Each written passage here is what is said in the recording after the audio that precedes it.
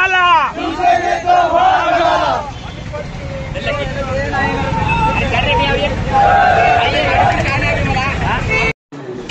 हिंगोली के माजी खासदार हेमंत भाऊ पाटिल और अभी आमदार बने हेमंत भाऊ पाटिल और पहाड़ी आवास के जादूगर और नामदार भी आमदार और नामदार भी और बहुत ही खास लोगों को जोड़ने वाले और लोगों से प्यार मोहब्बत करने वाले हेमंत भाऊ किनवट आए थे और उनका सत्कार कर रहे हैं बहुत सारे लोग।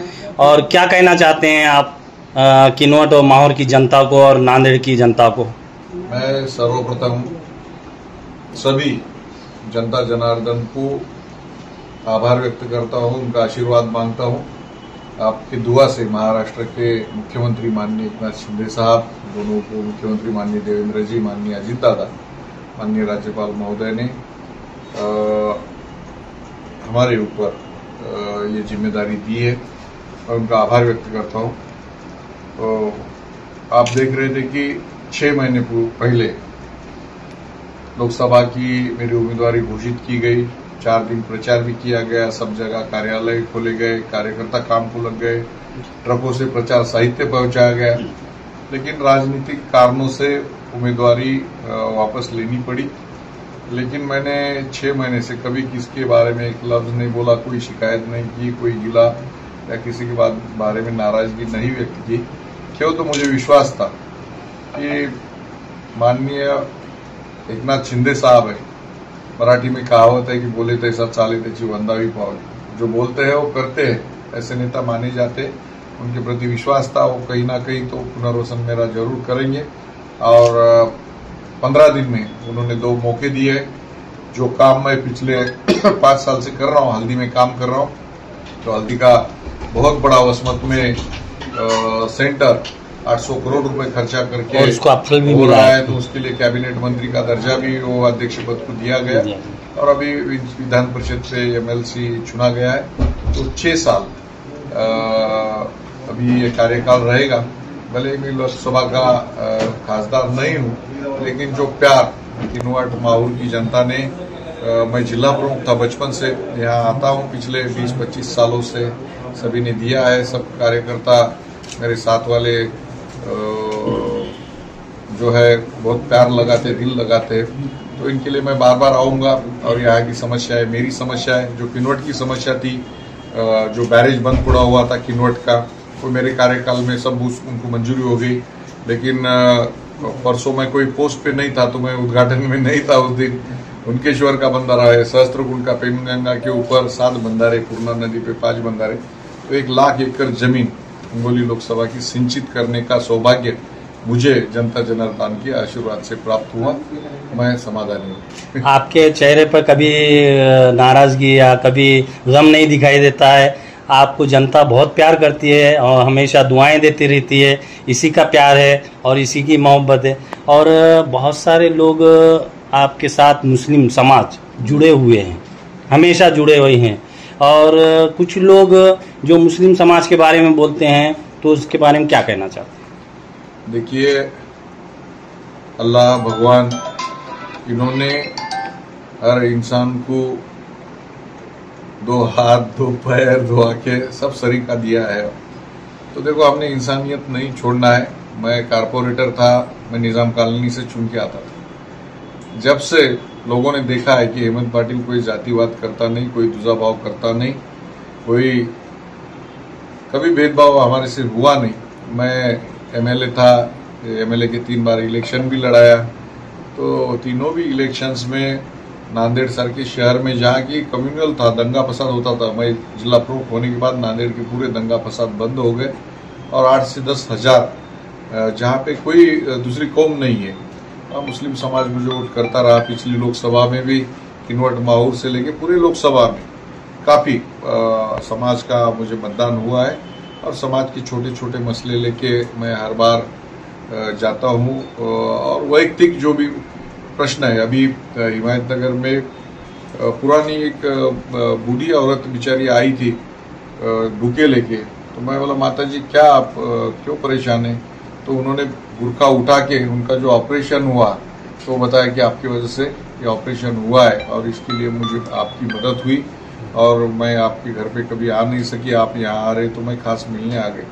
तो ये दुआएं हमेशा काम करती है, ये दुआओं की ताकत जो है, इसलिए दुख में दर्द में एक सहनशीलता दे और हमेशा मुस्कुराहट चेहरे पे रखे। ये आप सब लोगों की दुआ हमारे साथ है, ये ताकत है। सर यहाँ पर हिंगोली में बहुत बार आपने खासदार रहते हुए किन्नौर में बहुत बार आए और यहाँ के खासदार जो अस्टिकर है वो एक ही बार आए, तो बहुत सारे तर्क वितर्क की बातें हो रही थी कि हेमंत पटेल बहुत बार यहाँ का किन्नौर का दौरा करे और अस्टिकर एक ही बार किए, तो इसकी क्या वजह थी? नहीं, अभी उनको चुन के आके 6 ही महीने हुए हैं और अभी 4.5 साल उनके बाकी है, तो कार्यकाल में आएंगे जरूर। पार्टी लेवल का राजकारण अलग है, हम एक दूसरे के समझो पार्टी लेवल पे खिलाफ है एक दूसरे के, लेकिन मौका है उनको आगे आने का, काम करने का, जनता में मिलने का। लेकिन मुझे विशेष लगाव यहाँ पे पिछड़ा वर्ग है, आदिवासी है, बंजारा समाज है, सभी समाज यहाँ पे बड़े पैमाने पे है और मुंबई से दूर दराज का इलाका है, सिंचन का अभाव था, तो ये जो बैरेजेस अभी हो रहे 2 माहौर तक और अपना उनकेश्वर, इससे जो है धनोड़ा और ये सब बैरेजेस से यहाँ की काफी सारी जमीन सिंचित होगी और एक अलग परिवर्तन किसानों के जीवन में यहाँ आने वाला है। आपने देखा कि पिछले 5 साल में कुछ काम बंद पड़े हुए थे, जैसा कि किन्नौर माहौर जो मेरे कार्यकाल में पूरा हुआ, माहौर से लेके आगे जो हाईवेज है जो बंद पड़े हुए थे, तो माननीय गडकरी साहब ने बहुत सारी हेल्प की है और उनकी वजह से हदगांव तक का पूरा जो रास्ता है अभी ठीक हुआ है और बहुत सारे काम, ब्रिजेस है, जैसा बोंडगवान का ब्रिज है, तो बोंडगवान का ब्रिज काफी सालों से मांग थी, जो नागपुर का डिस्टेंस हमारा 40 किलोमीटर कम हो रहा है, वो ब्रिज को भी मान्यता दी गई। रेलवे के काफी सारे मसले थे, हमारे तिरुमनवान साहब यहाँ के मसले उठाते हैं, तो ये सब मसले उठाने का मौका मुझे जनता की वजह से मिला, इसलिए बार बार आना चाहता हूँ, मिलना चाहता हूँ, सब लोग प्यार देते हैं तो आनंद लगता है यहाँ पे। हळद विकास परिषदेवर आपल्या अध्यक्षपदी निवड झाली, तुम्हाला शुभेच्छा। महाराष्ट्र लेवलवर त्यांचं कशा प्रकारे तुम्ही त्याचं नियोजन करणार आहात, ते कुठे कुठे अशा प्रकारे, जसं वासमतला तुम्ही मोठा कारखाना उभा केला, तसं कुठे कुठे महाराष्ट्रामध्ये काही नियोजन वगैरे तुमचं? मी जनतेच्या आशीर्वादानं खासदार झाल्यानंतर मला केंद्रामध्ये स्पाइस बोर्डावर काम करायची संधी मिळाली। या हिंदुस्थानामध्ये 52 मसाले हे आयडेंटिफाईड मसाले, त्याच्यामध्ये हळद या पिकाचा समावेश आहे। हळद हे पीक साधारणतः महाराष्ट्रामध्ये मोठ्या प्रमाणामध्ये पिकायचं असं मला माहित होतं आणि मी ज्यावेळेस या स्पाइस बोर्डांच्या कार्यालयांना भेट द्यायला गेलो, तिथलं काम बघायला गेलो, rubber board, tea board, coffee board, fire board, तर तिथे 20-20 हजार कोटी रुपयाची एक्सपोर्ट त्या बोर्डांचा होता। तिथून तिथल्या शेतकऱ्यांचं जीवनमान हे अतिशय समृद्ध झालेलं मला दिसलं। परंतु हिंगोलीमध्ये बघायचो की मोठ्या प्रमाणामध्ये हळद आहे, परभणी असेल, नांदेड असेल, बाजूचा आदिलाबाद असेल, निजामाबाद जिल्हा असेल, हे 7-8 जिल्ह्यामध्ये मोठ्या प्रमाणावर हळद आहे, परंतु याच्यासाठी कुठल्याही प्रकारचं बोर्ड केंद्र शासनाचं नव्हतं। मी प्रयत्न केला, परंतु त्यावेळेस ते होऊ शकलं नाही। नंतर दादा भुसे कृषी मंत्री असताना त्यांना विनंती केली की असं बोर्ड आपण महाराष्ट्रात केलं तर हळद उत्पादक पिकाच्या शेतकऱ्यांना मदत होईल। त्यांनी त्यावेळेस एक अभ्यास समिती नेमली, त्या अभ्यास समितीचा अध्यक्ष मीच होतो। साधारणतः 28 बैठका महाराष्ट्रातले सगळे कृषी शास्त्रज्ञ, तज्ज्ञ लोक, हळदीमध्ये काम करणाऱ्या लोकांच्या घेण्यात आल्या। त्यातून आम्ही जो काही रिसर्च स्टडी दिला तो महाराष्ट्र शासनाने स्वीकारला। त्या अंतर्गत 65 एकर जमीन आणि 100 कोटी रुपये महाराष्ट्र शासनाने दिले। वसमतमध्ये 65 एकर जमिनीवरती ते काम चालू झालेलं आहे आणि तिथं आपण बघता की कंपाऊंड वॉल चालू झालेलं आहे, ऑफिसेसचे कामं चालू झालेले आहेत आणि त्या 2 ते 3 वर्षामध्ये हे काम पूर्णत्वास जाणार आहे। यामध्ये प्रामुख्याने पंतप्रधानांचं जे काही स्वप्न होतं इन्कम डबलिंग्स, आपल्याकडे 15 ते 20 क्विंटल यील्ड येणारी हळद आहे।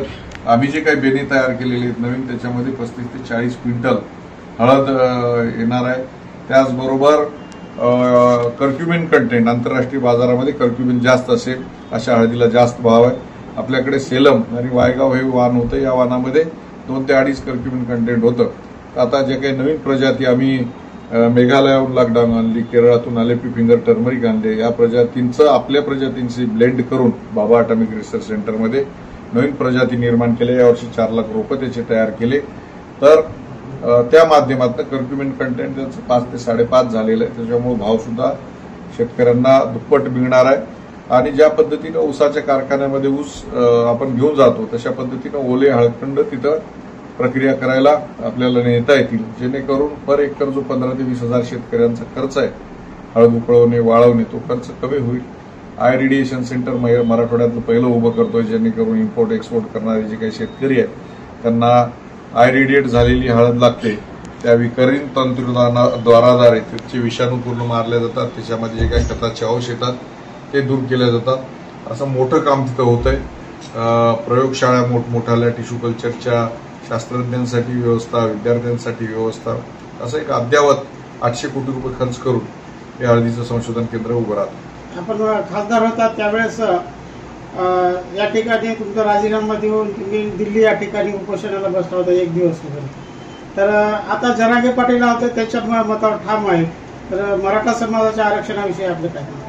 बघा, मराठा समाजाला आरक्षण मिळालं पाहिजे असं सगळंच म्हणतो, परंतु ते कशा प्रकारे मिळवता येईल याच्यासाठी काही लोक काम करतायत, काही लोक देखावा करतायत, काही लोक राजकीय दृष्ट्या मागण्या करतायत, काही सामाजिक दृष्ट्या मागण्या करतायत.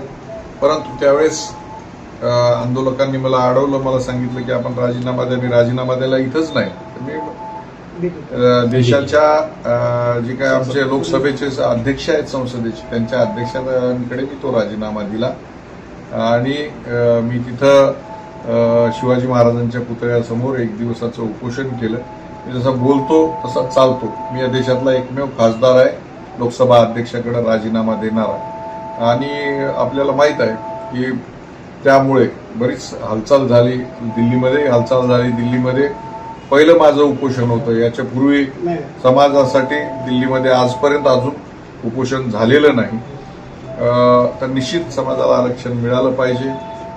त्याचं राजकारण कोणी करता कामा नये आणि निवडणुकीचं राजकारण करता तर मुळीच कामा नये, कारण समाज वेगळी गोष्ट आहे आणि निवडणुका हे वेगळ्या गोष्टी आहेत. निवडणुकीच्या कार्यकालामध्ये वेटीस धरून त्याचं जर वेगळं राजकारण करणारं असतील तर निश्चित मला वाटतं की कुठलाही समाज तो ऐकत नाही, कारण जो समाज बहुसंख्येन आहे त्या समाजामधले अनेक लोकप्रतिनिधी सुद्धा निवडणुकीला उभे राहणार आहेत.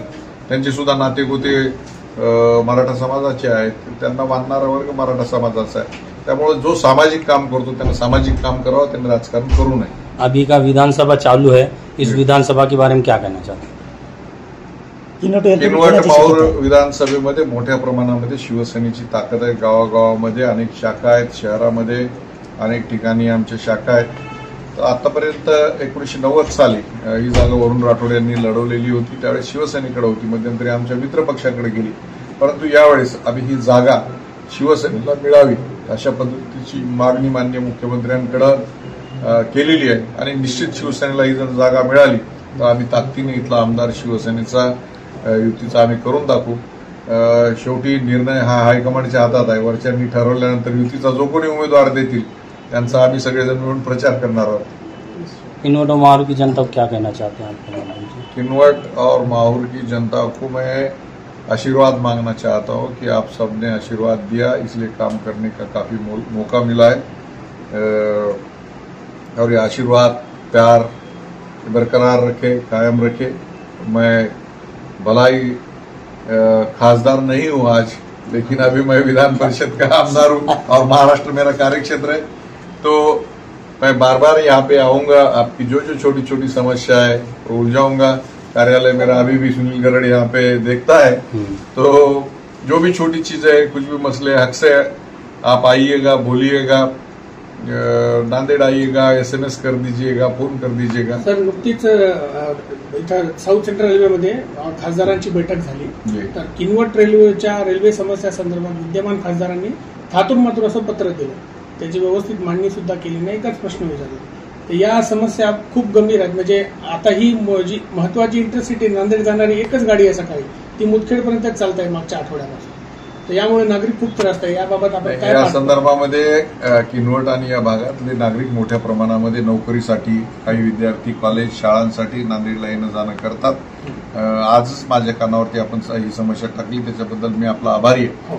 निश्चित मी आजच रात्री DRM नांदेड यांच्याशी बोलेन आणि ही जी इंटरसिटी आहे ती नांदेडपर्यंत 100% चालू करू. आपण जे त्याला विशेष एक रॅक उपलब्ध करून दिला होता लोकसभेच्या पूर्वी, त्यांनी ते लोकसभा झाली की काढून घेतलं.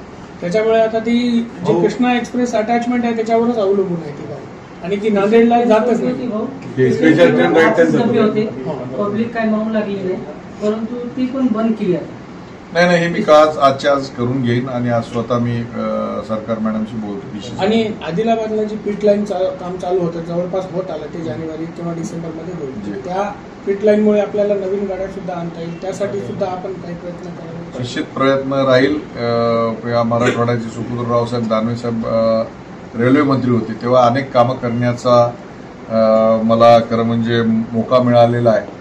हिंगोलीला भारत देश स्वतंत्र झाल्यानंतर हिंगोलीपासून मुंबईला गाडी नव्हती, परंतु हिंगोली मुंबई ही सेपरेट गाडी चालू जी आहे माननीय रावसाहेब दानवे साहेबांमुळे ती चालू झालेली. निश्चित रेल्वेचे जे काही प्रश्न आहेत ते याच्या पुढे सोडवले जातील आणि वैयक्तिक मी जातीनं स्वतः DRM कडे जाईल. धन्यवाद.